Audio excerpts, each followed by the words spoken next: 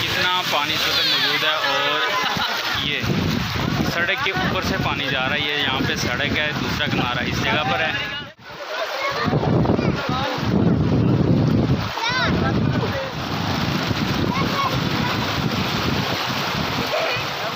ओ पानी है जरा और जरा पानी से है ओ बोर कटो जी बोर कटो खीर बाऊ होए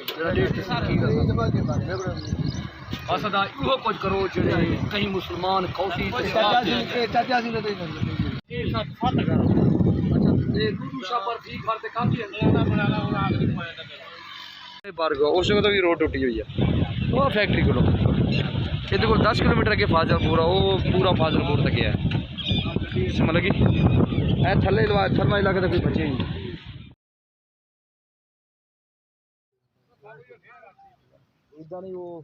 इस वक्त हम मौजूद हैं जी राजनपुर में कोट लाइसन ये मेरे साथ इधर के रहायशी हैं बैठे हुए हैं।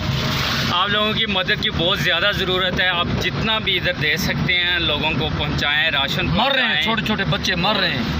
दूध हो गया, दूध पहुंचाएं बच्चों के लिए।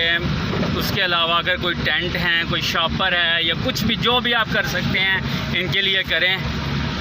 आप मैं तो इधर आया हुआ था थोड़ा सा राशन तक बनाओ देखो बस्तियाँ सारी इधर से डूब चुकी हैं, तकरीबन डूब चुकी हैं, घर गिर मिस्मार हो गए हैं।